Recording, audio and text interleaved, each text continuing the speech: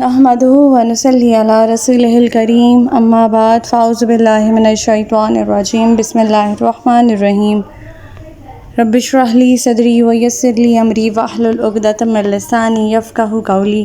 अस्सलामु अलैकुम व रहमतुल्लाहि व बरकातुहू। सिरात मुस्तक़ीम में आप सबको खुशामदीद।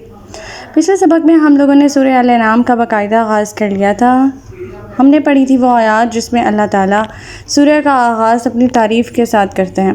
अल्लाह ताला फरमाते हैं कि हर तरह की तारीफ़ अल्लाह ही को सज़ावार है, जिसने आसमानों और ज़मीन को पैदा किया और अंधेरे और रोशनी बनाई। फिर भी जो लोग काफिर हैं दूसरों को अपना परवरदिगार और अपना परवरदिगार का हमसर बनाते हैं। फिर अल्लाह ताला फरमाते हैं कि अल्लाह की ही वो ज़ात है जिसने तुम्हें मिट्टी से पैदा किया, एक मुद्दत तक यानी मौत तक तुम्हें ज़िंदा रखा, फिर उसके बाद एक और मुद्दत मुअय्यन है जिसे क़यामत का दिन कहता है। फिर तुम लोग अल्लाह के बारे में किस तरह का शक करते हो। अल्लाह ताला फरमाते हैं अपनी तारीफ़ करते हुए कि जो कुछ आसमानों में है और ज़मीन में है, ज़ाहिर तुम्हारा बातिन सब कुछ जानते हैं और वो भी कुछ जानते हैं जो तुम करते हो। फिर अल्लाह ताला फरमाते हैं जब लोगों के पास उनके परवरदिगार की तरफ से कोई निशानी आई तो वो इससे एराज़ ही करते रहे। चनाचा जब इनके पास हक़ आ गया तो उन्होंने इसे झुटला दिया जिसका वो मजाक उड़ा रहे हैं। अनकरीब इन्हें इसकी खबरें पहुँचेंगी। हमारा आज का सबक आयत नंबर 6 से लेकर आयत नंबर 10 तक है। तो आज का सबक शुरू करते हैं। बिस्मिल्लाहिर्रहमानिर्रहीम। अलम यरौ कम अहलकना मिन क़ब्लिहिम मिन क़रनिम मक्कन्नाहुम फ़िल अर्दि मा लम नुमक्किन लकुम व अर्सलना समाअ अलैहिम मिदरारम व जअलनल अनहारा तजरी मिन तहतिहिम फ़अहलकनाहुम बिज़ुनूबिहिम व अंशअना मिन बअदिहिम क़रनन आख़रीन। क्या उन्होंने देखा नहीं कि हमने उनसे पहले कितनी कौमों को हलाक कर दिया। इन्हें हमने ज़मीन में इतना इक़्तिदार बख्शा था जितना तुम्हें नहीं बख्शा, और हमने इन पर आसमान से खूब बारिशें बरसाईं और इनके नीचे नहरें बहा दी। फिर इनके गुनाहों की बाताश में इन्हें अहलाक कर दिया गया और इनके बाद दूसरी कौमें पैदा कर दी गईं। ऐसी कौमें जैसे कौम आद, कौम समूद, कौम नूह और आले फ़िरौन वग़ैरह। बेशुमार ऐसी अक़वाम हैं जिन्हें अल्लाह ताला ने तुमसे बढ़कर इक़्तिदार बख्शा था। वह तुमसे ज़्यादा ताकतवर थे, ज़ोरावर थे, खाने पीने की अफरात और खुशहाली थी, सरसब बाग, खेत और नहरें सब मौजूद था। लेकिन जब उन्होंने पैगम्बरों की तकज़ीब की, उन्हें झुटलाया, कुफ्र और नाफरमानियों में हद से तजावज़ करके और अपने करतूतों की पादाश में इन्हें फिर हलाक कर दिया गया। फिर किसी दूसरी कौम को इनका जानशी बना दिया गया। इस तरह ज़मीन की आबादकारी में कुछ भी खलल वाक़या ना हुआ। पहली जो सरकश कौम थी उसका नामो निशान ना रहा। इस दुनिया में अल्लाह की सुन्नत जारिया यही है कि एक कौम को हटाकर दूसरी को आबाद कर देता है और दूसरी को माल दौलत अता कर देता है। फिर जब इनमें भी नेमतों की वजह से गरूर और तकब्बुर पैदा हो जाता है तो अल्लाह ताला इन्हें भी तबाह करके दूसरी कौमों को आगे ले आता है। फिर इनके अमाल देखता है और ये सिलसिला यूं ही चलता रहता है और क़यामत तक ऐसे ही चलता रहेगा। आयत नंबर 7। वलौ नज़्ज़लना अलैका किताबन फ़ी क़िरतासिन फ़लमसूहु बिअयदिहिम लक़ालल्लज़ीना कफ़रू इन हाज़ा इल्ला सिह्रुम मुबीन। और अगर हम कागज़ पर लिखी हुई किताब आप पर उतारते फिर ये लोग इसे अपने हाथों से छू कर देख भी लेते तो जिन लोगों ने कुफ्र किया है यही कहते कि ये तो साफ जादू है। ये कफ़ार मक्का के एतराज़ात में से एक एतराज़ का जवाब देते हुए अल्लाह ताला फरमाते हैं ये लोग वो थे जो कहते थे कि हम तभी ईमान लाएंगे जब हमारे सामने मोहम्मद सल्लल्लाहु अलैहि वसल्लम पर किताब नाजिल हो और साथ 4 फरिश्ते भी हों जो इस बात की गवाही दें कि ये वाकई अल्लाह ताला की तरफ से नाजिल शुदा किताब है। अल्लाह ताला ने इसका जवाब दिया कि ये काफिर इस कदर हद दर्म वाक़या हुए हैं कि अगर हम इनका मुतालबा पूरा कर भी दें, वो किताब को छू कर भी देख लें, ये महज नज़रबंदी का चक्कर नहीं बल्कि एक हकीकत है, तब भी वो ये कह देंगे कि ये सब कुछ जादू है और तुम जादूगर हो। आयत नंबर 8। वक़ालू लौला उन्ज़िला अलैहि मलक वलौ अंज़लना मलकन लक़ुदियल अम्रु सुम्मा ला युनज़रून। और वह कहते हैं कि इस पर फ़रिश्ता अपनी असल शक्ल में क्यों नहीं उतारा गया।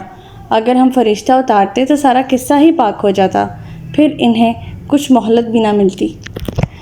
ये कफ़ार के दूसरे एतराज़ का जवाब है कि मोहम्मद सल्लल्लाहु अलैहि वसल्लम पर फ़रिश्ता अपनी असली शक्ल में क्यों नाज़िल नहीं होता जिसे हम भी देख सकें और हमें यकीन आ जाए। और पैगम्बर जो ये कहता है कि मुझ पर फ़रिश्ता नाज़िल होता है वो सच कहता है। اس اعتراض کے جواب میں اللہ تعالیٰ نے فرمایا کہ اگر فرشتہ اپنی اصل شکل میں آتا تو یہ دہشت کے مارے فوراً مر جاتے، انہیں ایمان لانے یا انکار کرنے کی مہلت ہی کہاں ملی۔ چنانچہ آپ نے جبرائیل فرشتہ کو اس کی اصل شکل میں 2 بار دیکھا تھا۔ آپ نے بتایا کہ اس کے 600 پر تھے، اس کی جسامت سے تمام افق بھر گیا تھا، اور یہ بخاری کی حدیث ہے۔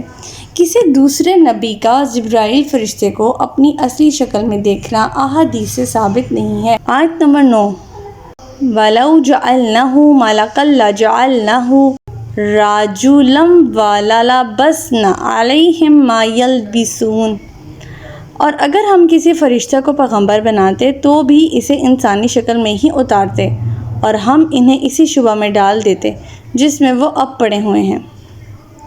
اب فرشتہ نازل کرنے کی دوسری صورت یہ تھی کہ وہ انسانی شکل میں آتا، جیسے جبرائیل آپ کے پاس وحی قلبی کی شکل میں بھی کبھی کبھار آتے تھے، یا سیدنا ابراہیم، سیدنا لوط، سیدنا داؤد کے پاس انسانی شکل میں آئے تھے۔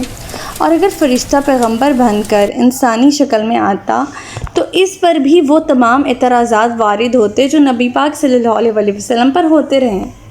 پھر یہ ایک الگ اعتراض پیدا ہو جاتا کہ جو شخص اپنے آپ کو فرشتہ اور پیغمبر کہہ رہا ہے، آیا یہ فی الواقعہ فرشتہ بھی ہے یا نہیں، یا کوئی جادوگر انسان ہے؟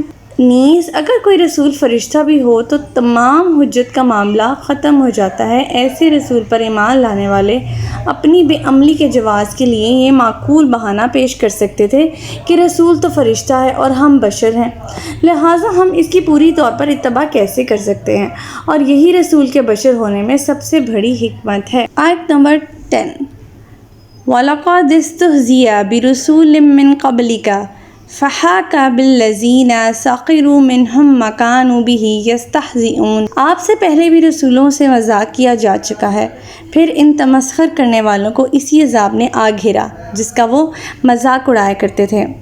ان اعتراضات کا جواب دینے کے بعد اللہ تعالیٰ نے آپ کو تسلی دیتے ہوئے فرمایا کہ یہ کوئی نئی بات نہیں، ہر درم کافروں کو ہمیشہ سے یہی وتیرہ رہا ہے، پہلے رسولوں سے بھی یہی کچھ ہوتا رہا ہے، لہٰذا آپ ان کی پرواہ نہ کیجیے، اور انجام کار انہیں اسی قسم کے عذاب سے ہلاک کیا جائے گا جس کا وہ مذاق اڑایا کرتے ہیں۔ اور سب سے زیادہ وہ جس چیز کا مذاق اڑایا کرتے تھے وہ چیز یہ تھی کہ قیامت کے دن ہم دوبارہ کیسے زندہ ہوں گے، ہم جب ہڈیاں بن جائیں گے تو دوبارہ ہم کیسے ایک نئے انسان کے روپ میں آ سکتے ہیں۔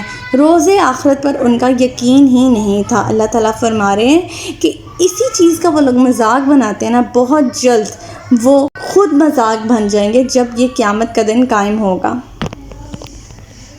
تو ہمارا آج کا سبق یہیں تک تھا۔ اللہ تعالیٰ سے دعا ہے کہ اللہ تعالیٰ قرآن پاک کے احکامات پر ہمیں عمل پیرا ہونے کی توفیق عطا فرمائے۔ اللہ پاک ہمیں ہدایت دے کہ جس کے بعد گمراہی نہ ہو۔ ربنا لا تزغ قلوبنا بعد إذ هديتنا وهب لنا من لدنك رحمة إنك أنت الوهاب سبحانك اللهم وبحمدك نشهد أن لا إله إلا أنت أستغفرك وأتوب إليك۔ السلام علیکم ورحمۃ اللہ وبرکاتہ۔